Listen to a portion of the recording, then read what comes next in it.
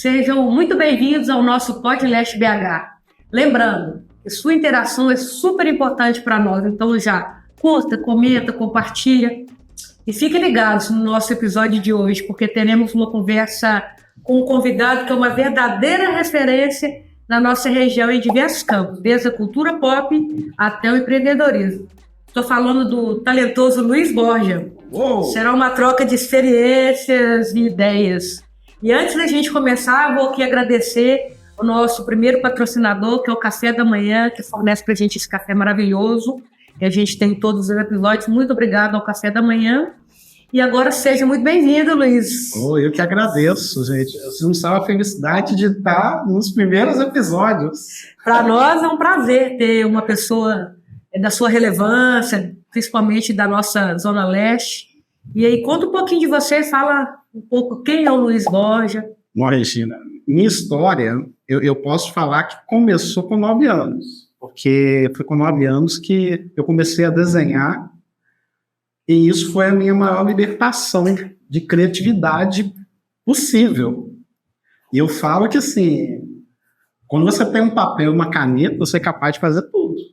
E, assim, com 9 anos que eu comecei como desenhista, e a partir daí eu fui evoluindo como pessoa. Entrei na faculdade, não fiz desenho na faculdade. Sim. Eu fiz o meu primeiro curso foi de arquitetura. Na época não tinha Enem.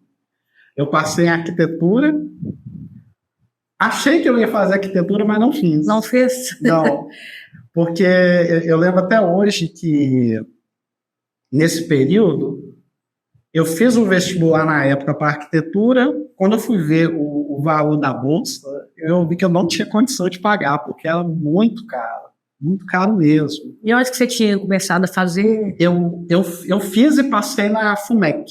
Só que a mensalidade na época era 1.100. O salário mínimo na época era 340. Nossa. Era quase quatro vezes. Exato. E isso no primeiro período. Aí eu falei, gente, não tem como pagar essa faculdade, não. Aí eu desisti, mas continuei estudando e ganhei uma bolsa de matemática. Bem... Isso, eu esqueci o nome do local, mas quando eu fiz a primeira aula, o professor começou a escrever as teorias, escreveu tudo. Eu falei, gente do céu, eu não quero isso pra minha vida, não dá. É, porque fugiu muito, né? Você disse que, né, começou a desenhar, a sua veia era totalmente artística. Né? Exato, e assim, eu sempre fui bom de matemática. E quando eu vi o professor fazendo aqueles cálculos na primeira aula, eu falei, gente do céu, eu não vou fazer isso, não. Eu não quero fazer isso durante minha vida. Aí eu lembro que eu saí no meio da aula e falei, gente, eu não volto mais aqui. No outro dia eu procurei um curso de design, só para me inserir no mercado. E foi a partir de então que eu entrei na área do design. Depois disso eu entrei na faculdade de marketing e fui me desenvolvendo no mercado. Foi aí que nasceu essa influência, essa paixão por cultura pop? Eu sempre fui apaixonado, porque, assim, desde os 9 anos, a minha maior influência foi a cultura pop e referências de quadrinhos. Eu coleciono quadrinhos desde pequeno, porque minha mãe sempre me deu quadrinhos. Isso que eu ia te perguntar, se essa influência foi influência de alguém ou foi nata sua mesmo? Eu gosto de desenhar, sempre gostei. Eu já era apaixonado, só que minha mãe sempre trazia quadrinhos novos para mim. Cavaleiro Zodíaco, então, foi a minha maior paixão da vida. E isso, assim, eu levo até hoje. E a partir daí que eu fui me desenvolvendo como pessoa, na questão do desenho, na questão da artística, porque eu sempre peguei muita referência desses produtos. Qual que te influenciava mais? Qual que você gostava mais? E qual que você gostava mais de ficar desenhando? Nossa. Tinha alguma coisa assim que era... Nossa, esse aqui ficava o dia inteiro. Eu ficava. Sempre tem um que a gente fica assim o dia inteiro desenhando. Tudo na época foi por etapas. Por exemplo, eu comecei com 9 anos desenhando Cavaleiro do Zodíaco, que era a minha maior paixão. Com o passar do tempo, eu fui evoluindo e chegou no Brasil o mangá da Sakura, Card Captor. que na época era R$2,90, que era o valor que eu tinha, na época eu tinha, eu acho que R$10 de mesada. Uhum. Aí eu conseguia comprar esse mangá, esse quadrinho na época, e eu ficava desenhando o dia inteiro. E aquilo que foi refinando o meu estilo de desenho. De desenho Aí, a partir daí que eu me desenvolvi assim, na questão de cultura pop, porque eu ficava muito pensando, opa, eu preciso de mais referência. Aí eu começava a pesquisar os desenhistas. Eu também gostava muito de pesquisar a questão de música. Tinha música que combinava com desenho, aí eu ficava doido. Aí foi a partir daí... Aí você foi misturando as culturas, né? Do desenho, da arte... Isso, que isso é uma coisa muito comum no mercado. Então, assim, eu fui aprofundando e desenvolvendo meu próprio estilo. Porque cada artista... Sim, isso é importante. Desenvolve um próprio estilo e característica. E hoje, qual que é o seu estilo que você mais gosta? Hoje... Que casa aí com as suas atividades que você faz hoje? É porque, na verdade, hoje eu estou num estilo mais minimalista. Sim. Que é uma informação mais impactante. Isso na parte do design. Nas outras áreas, eu tento misturar o máximo possível, porque eu acho que a gente tem que estar aberto para transformar. A gente não pode ficar apegado a certas coisas, não. Tem que estar solto. Eu acho que quando o artista tem uma assinatura e tem aquela profundidade de informação, eu acho que a pessoa tem que sentir o barco e deixar rolar. Você tem que ter sua marca própria. Exato. Essa questão da assinatura que você está falando. E eu sei também que você ainda caminha por outros lados. Você Exato. foi aí o primeiro, né? Não sei nem como é que você se sente, o primeiro assim, da região leste a ter a certificação Google. Explique para nós como é que funciona essa certificação. Gente, qual que é a importância que isso tem dentro dos seus trabalhos, a importância? Essa história é o máximo, porque é o seguinte, eu estava mudando de emprego na época, e aí aconteceu uma situação que foi... Eu basicamente nunca fiquei desempregado. Sim. Nunca fiquei. E isso é uma coisa que eu até ficava cismado. Eu falei, gente do céu. E eu lembro que nesse período, eu pedi para sair de uma empresa e outra empresa me ofereceu uma oportunidade. Aí eu lembro que eu ia ficar mais ou menos uns 6 dias parados. Aí eu falei, gente, o que eu vou fazer em 6 dias, já que eu nunca fiquei desempregado? A partir daí eu comecei a pesquisar alguma coisa que agregasse na minha faculdade de marketing. Sim. Eu falei, gente do céu, eu fiz marketing, mas tem que ter um a mais para você colocar no currículo. Com certeza. Aí eu fiquei pensando nisso. Aí eu comecei a ver um curso escrito em espanhol, do Google. Eu falei, gente, o curso é online, a prova está em espanhol, vamos tentar. Luiz, você fala espanhol? Não. Só peguei um dicionário, aí eu comecei. Eu falei... Aí, o que aconteceu nesse período? Eu fiz o curso, foi um curso muito rápido, eu acho que em 5 dias eu terminei ele todo, e depois de 10 dias a gente marca a prova para fazer. Aí eu fiz. A prova toda em espanhol, eu tive que decorar alguns termos, porque eu sou péssimo em decorar. Eu não ia conseguir fazer a prova em inglês, porque meu inglês é horrível, mas em espanhol eu consigo me virar. Espanhol a gente acha que sabe, né? Exato, a gente acha que sabe. E eu assim, vou na carne e na coragem. Se eu passar, eu tô no lucro. Passei. Aí quando eu fui ver, quando você passa, você recebe um código. Você recebe o certificado e o código. Esse código te mostra... quem que é a pessoa que tem a certificação do Google? Ela dura durante X período. Aí quando eu fui ver, eu tava vendo, gente do céu, do Brasil só tinha 7 pessoas. Olha. Aí quando eu fui mapear melhor, eu fui fazer um filtro lá. Então você tá entre os 10, né? No Brasil. Na época, sim. Só que no geral, quando saiu o resultado completo, em BH, ou melhor, na grande BH, né? Eu fiquei entre os 7. Porque tinha 2 do Barreiro e 5 de Belo Horizonte. Entendi. Isso. Aí você acabou sendo da região leste, sendo Da região leste, eu fui o primeiro, né, nessa certificação. Explica pra gente como é que funciona. Agora você explicou como é que fez para fazer a prova e o que isso vai estar impactando na sua carreira, às vezes até para incentivar quem está assistindo a gente a procurar saber como é que funciona, o que isso é importante. Ô, gente, para quem não sabe, o Google ele sempre disponibiliza cursos 0800, independente do nível escolar. É só você digitar treinamento do Google ou então Google Ateliê Digital, que você vai achar alguns cursos que são grátis. Aí você escolhe para fazer. Eu lembro que nessa época você achava em inglês, espanhol, estava tendo migração para o português. Bom. Só que eu falei, eu não vou esperar não, vou fazer. Aí aconteceu isso. Mas se você entrar na plataforma, você consegue fazer de graça. No caso, eu escolhi a parte de marketing digital, Sim. que era uma área que estava crescendo muito no Brasil, e é uma área que eu estava vendo que estava... Você está falando de que ano, mais ou menos?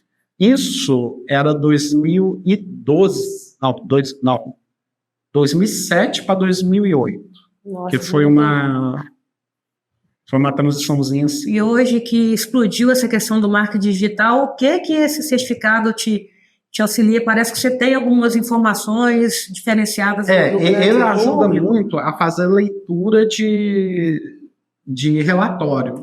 Porque, por exemplo, quando uma empresa ela não tem um bom atendimento, existem alguns parâmetros que o Google consegue verificar. A partir desses parâmetros que a gente consegue analisar para ver se vale a pena ou não fazer algum tipo de interferência. Vou te dar um exemplo. Você tem avaliação negativa no Google. Para o seu nome, para a sua marca, para a sua empresa, isso não é bom. Porque quando a pessoa, por exemplo, pesquisa, preciso de um dentista, você está mal avaliado. 3 estrelas, né? Aí não dá, né? O cara 3 estrelas. Você pensa, opa, por que o cara é 3 estrelas? Tem alguma coisa de errado. Eu, pelo menos, eu paro muito para pensar nisso. Por que o cara é 3 estrelas? Justamente. Então, assim, o meu objetivo é o quê? Eu consigo te ajudar a passar de 3 estrelas. Eu gosto quando o cara tá na nenhuma estrela. Mas, assim, eu consigo ajudar a pessoa a sair do 3 e pro 5. E melhorar a questão do tempo. Porque, por exemplo, hoje, 90% do pessoal que faz atendimento é na parte do atendimento. Por quê? Ele demora para responder. Sim. O cliente não tem mais tempo. Feedback é demorado, né? Isso é verdade. Vou te dar um exemplo. Contabilidade. Você está procurando um contador. A maioria do pessoal troca o contador no final do ano. Se você manda uma mensagem, o contador te responde no outro dia, você já mandou mensagem para mais 3, para mais 4. Sim, verdade. Aí eu te pergunto, você vai fechar com quem? Com quem responde primeiro.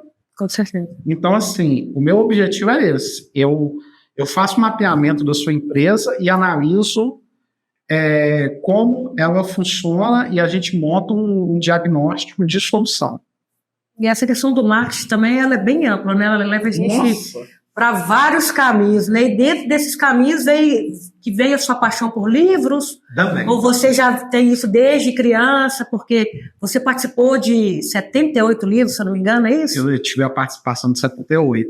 Conta pra gente como é que foi essa participação e quando também entrou essa paixão dos livros na sua vida. Quando eu falo 78, gente, eu já participei como capista, como organizador, que você recebe o material, organiza o material de uma forma que a pessoa leia com mais facilidade, porque às vezes a pessoa ela tem um texto bom, tem um material bom, mas a leitura é cansativa, e a pessoa lê o primeiro capítulo, desiste. Isso influencia muito mesmo, o tamanho de letra, como é que está essa gramatura que fala, né? Gramatura do papel. Aí, qual que é o meu objetivo como organizador? A gente tenta colocar alguma coisa impactante no início para a pessoa Prendeu o leitor. Exatamente. Aí, fora isso, tem a questão da diagramação, que eu faço, e tem a parte de divulgação dos livros. Então, assim, eu já participei de vários lançamentos, e assim, eu amo o que eu faço. E tem algum, assim, daí eu ia perguntar se tem algum da sua preferência. Não, eu prefiro não ter preferência. Mas é aquele que você gostou mais de montar, que te deu mais trabalho e no final você viu um resultado bacana, falou, nossa, esse aqui... Você não precisa falar nome, mas deve ter tido aquele que... Não, tem, mas... Não, que veio mais confuso e você conseguiu e teve um resultado assim, nossa. Sim, uma coisa que, assim... Eu peguei esse daqui, que é o do Miller Brito, que é A Primavera dos Sorrisos Macabros. Ele foi o segundo livro que eu produzi em parceria com ele, que, assim, chamou muita atenção. Eu lembro que, na época, tinha meu telefone nesse livro. E vou mostrar que eu logo gosto, livros com letra grande. Aí, eu lembro que, quando a gente produziu esse livro, o que aconteceu? Tinha meu telefone no verso. O pessoal me mandava mensagem, Luiz, o que vai acontecer com o detetive? Aí mas não fui eu que escrevi, gente. Nossa, você não sabe o final? Já queria dar um spoiler, né? Não, vai ler aí. Isso aconteceu durante 3 meses, durante o lançamento. Então, assim, esse livro foi um livro que abriu as portas para os meus trabalhos na área de editorial. Porque, tirando essa questão do pessoal começar a me ligar para perguntar o que aconteceu, nesse mesmo ano, esse livro foi o segundo livro mais vendido da rede de leitura aqui em Minas Gerais. Porque você também é editor de um canal de notícias, não é? Eu edito. E como é que surgiu essa oportunidade, essa vontade? Foi dessas edições, dos livros? Sim, assim, foi tudo acontecendo etapa por etapa. Porque, por exemplo, a parte de livro, eu fui me desenvolvendo ela durante a pandemia, e durante a pandemia eu estava muito na questão de só produzir livros e não tinha divulgação. Sim. Aí eu lembro que, em parceria com uma outra empresa, essa outra empresa tinha uma amiga minha que trabalhava lá, falou, ô Luiz, vou te apresentar o pessoal do Cenário Minas, o Geraldo Félix, que é o dono. E aí, a partir de então, eu fiz amizade com ele e me tornei editor da Cenário. Aí lá eu faço a parte de eventos, sim, cultura, e eu sou editor de algumas partes relacionadas a livros. Então, lá dentro. Essa oportunidade começou a iniciar na época da pandemia. A pandemia a gente estava com o tempo livre, então... Foram 2 anos críticos, mas que também tiveram, assim, muitas oportunidades, né? Questão de oportunidade. Você teve outra oportunidade também durante a pandemia? Tive. Foi aí que surgiu o seu podcast? Foi porque, assim, a pandemia... Para muita gente foi terrível, para outros, assim... A gente teve algumas oportunidades, né? Tiramos oportunidades do momento muito doloroso, né? Foi um momento mais de reflexão. Porque, por exemplo, na pandemia eu tive crise de ansiedade. Eu estava ficando, assim, doido. Basicamente doido. Aí eu falei, gente do céu, eu não vou ficar 2 anos... ver a televisão, porque eu tenho o costume de acordar às 7 horas da manhã, 4 horas da tarde, eu já estou terminando meus serviços e parando para descansar. Na época da pandemia, como a gente tinha perdido alguns clientes, meio-dia já não tinha mais nada para fazer.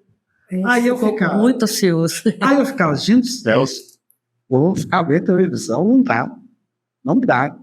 Aí eu resolvi fazer faculdade. Sim, eu preciso ocupar minha cabeça para ir desenvolvendo outros campos. Aí, a partir daí, eu entrei na faculdade e uma amiga minha, que eu prestava serviço para ela me falou, Luiz, eu conheço um dono de agência que tem um podcast literário. Eu tenho certeza que vocês juntos vão dar um match. Eu lembro que ela falou a palavra match. Eu vou mexer com isso. Acho que não. Aí tô na pandemia, eu tenho nada pra fazer, vou pegar e vou fazer. Sim. Aí eu fui lá, marquei uma reunião com ele no sábado, coisa que eu não gosto de fazer, mas eu marquei. A partir daí foi match no primeiro momento. Eu falei, cara, que legal, que projeto bom. Aí ele me apresentou Pode Ler e Escrever, que é o nome do projeto. E ele é escritor. Aí eu falei, eu sou editor, ele é escritor.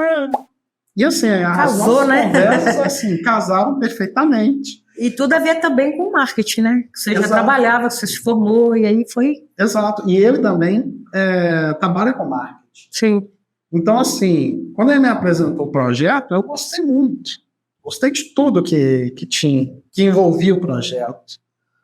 Aí, a partir de então, a gente está com esse projeto até hoje, e a gente já entrevistou, assim...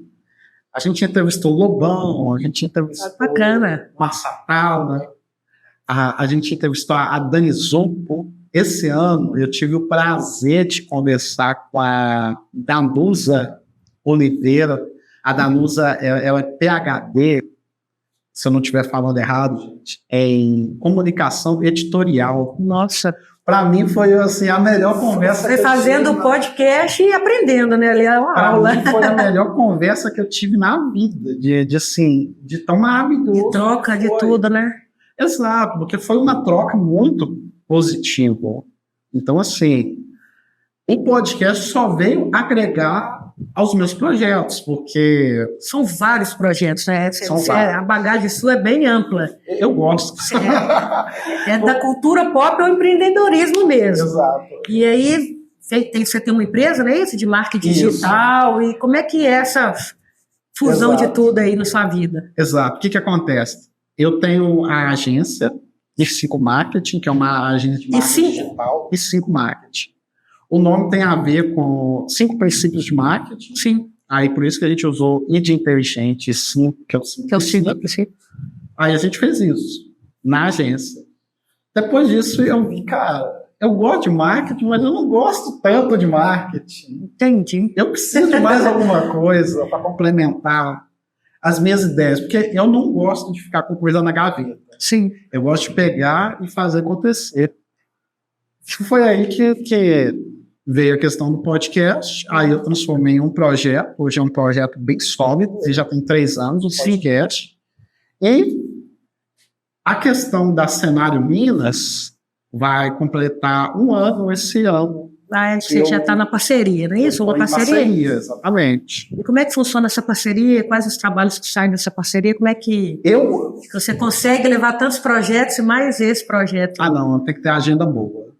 Em relação a Cenário Minas, como eu faço a parte mais cultural, aqui em Belo Horizonte a parte de cultura começa a partir de sexta, sábado e domingo. Sim. Então, assim, eu costumo fazer alguns eventos com a Cenário Minas. Então, assim, sempre quando tem algum evento fim de semana, eu tento encaixar na minha agenda para poder tentar fazer essa cobertura. Aí o meu objetivo na Cenário Minas é o quê? São suas atividades paralelas, vamos dizer assim, o seu projeto principal. Exato. O meu projeto principal é a agência e o podcast, que é um projeto paralelo, que eu falo, que é o que me alegra os olhos, sabe?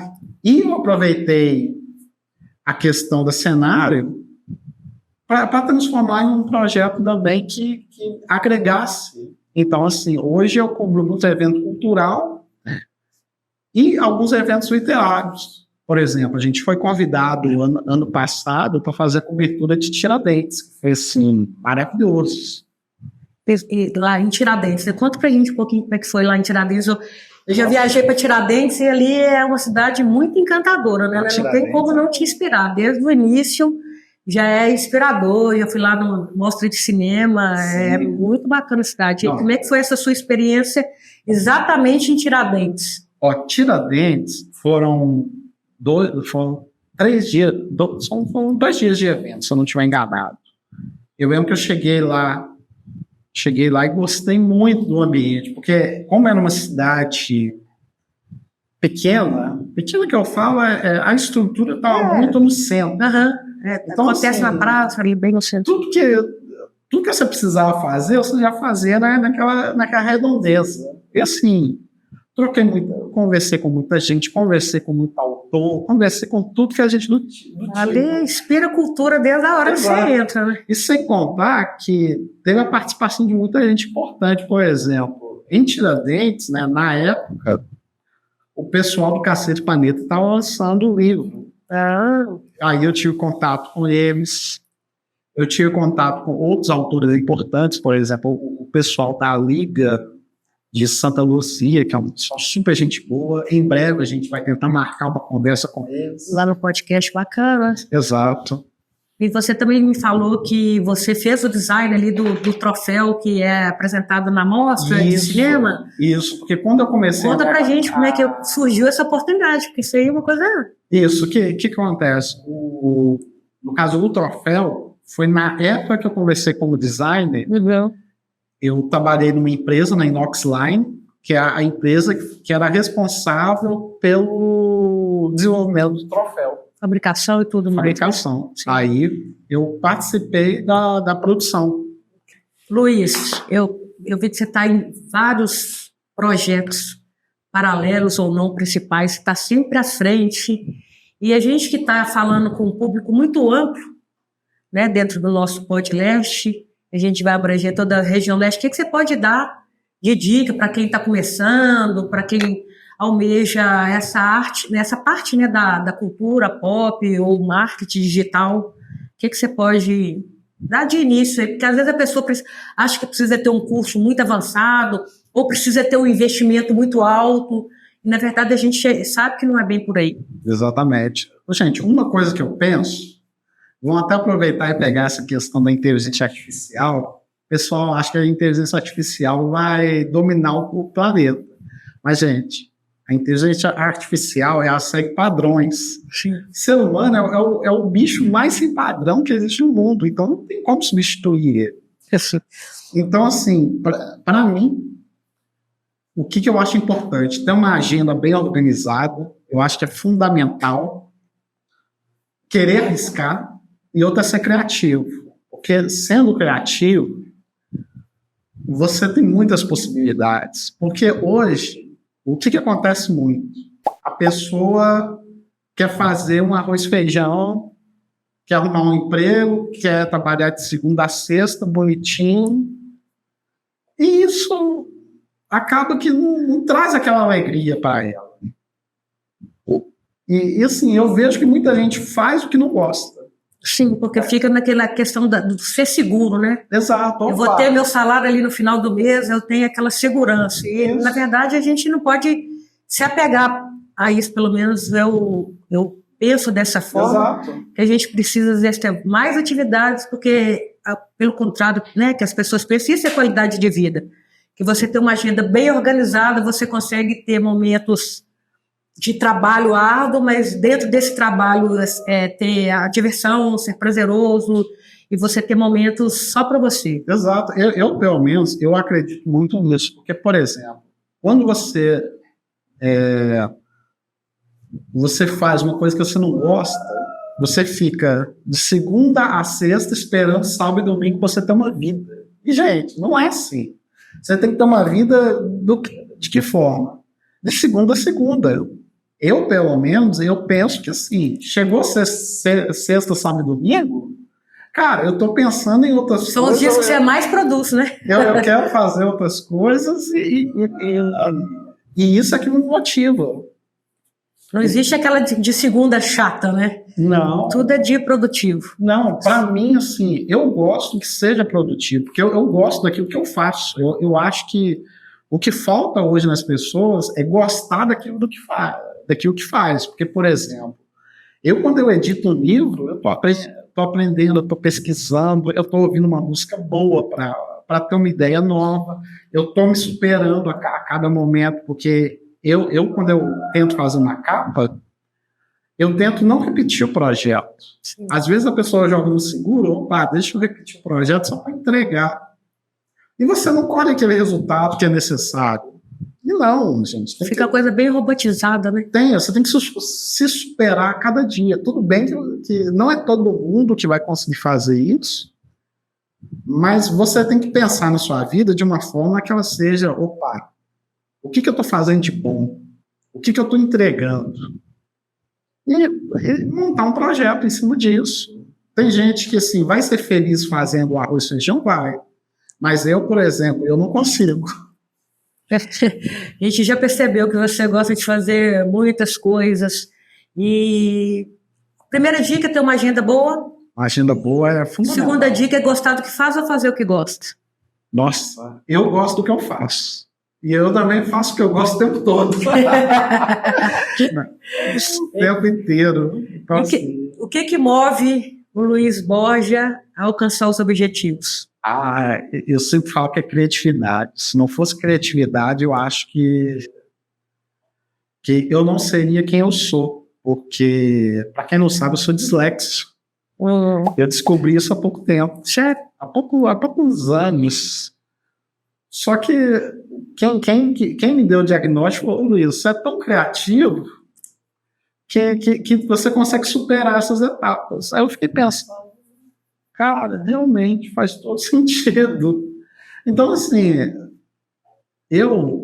graças a Deus, eu consigo superar através da criatividade. Então, assim, eu desejo a mesma coisa para outra pessoa que estiver passando por alguma situação difícil. Porque eu acho que o brasileiro é um povo que tem uma criatividade assim, sem tamanho. E a gente sabe se moldar bem diante dos problemas. Então, assim, eu acho que criatividade é o que me faz acordar todo dia animado, motivado, para querer fazer alguma coisa diferente. Você percebeu em algum momento que a sua dislexia estava te prejudicando ou te prejudicou em algum momento? Porque você foi diagnosticado há pouco tempo, e mesmo assim por uma observação de um amigo. Exato. O que aconteceu? Na infância foi mais impactante essa questão, né? Só que aquele negócio, quando a gente não tem informação, a gente se vira com o que tem. Justamente. Eu sempre me virei com o que tinha. Quando eu resolvi entrar na faculdade na pandemia, que a professora falou, Luiz, você já fez algum teste para você ver qual que é o seu grau? Aí eu, tem Como grau? assim, né? Não tem grau? Nunca vi isso. Então, assim, a partir desse momento, o que eu fiz? O exame, procurei uma... Que foi mais uma situação que você precisou de superar para conseguir seus objetivos.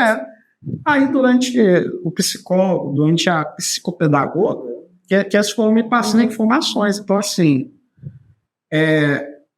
hoje não me afeta em nada, mas foi graças ao estilo de vida que eu tive, que foi o quê? Graças à literatura, graças a eu estar sempre lendo, estudando. Isso me fez superar etapas que poderiam ter me prejudicado. Eu nunca tomei remédio para qualquer tipo de coisa assim. E tá tudo bem. Isso aí, então fica a dica do Luiz para, né, o que move ele a alcançar os objetivos, e a vontade dele era tanta, a criatividade dele era tanta, que ele passou até por obstáculos de uma situação que ele tem, que é dislexia, e ainda assim superou aí seus limites, superou seus obstáculos, que a intenção nossa é essa, né, na vida, tanto passar esse tipo de fortalecimento para quem está assistindo a gente. Exato. Luiz, muito obrigada pela sua presença, foi muito bacana. Gostei demais. Seja bem-vinda e espero que você venha outras vezes, que você traga as novidades, que você está aí com alguns objetivos de trazer mais pessoas para o seu Pode Ler e Escrever. Deixa para o pessoal suas redes sociais, o pessoal te seguir. Gente, quem puder me seguir, o meu @ é Luiz, com Z, Borja, BORJA, é o meu pessoal. E o meu podcast é o Pode Ler e Escrever. É super tranquilo. A gente posta conteúdo todo dia. e toda terça-feira, um episódio novo falando sobre literatura, falando sobre o mercado editorial. Obrigado. Foi muito boa essa troca de experiência, gostei demais. E também, pessoal, vou deixar meu @ aí para vocês me seguirem no meu pessoal, que é Regina Vieira Oficial. Muito obrigada a todos.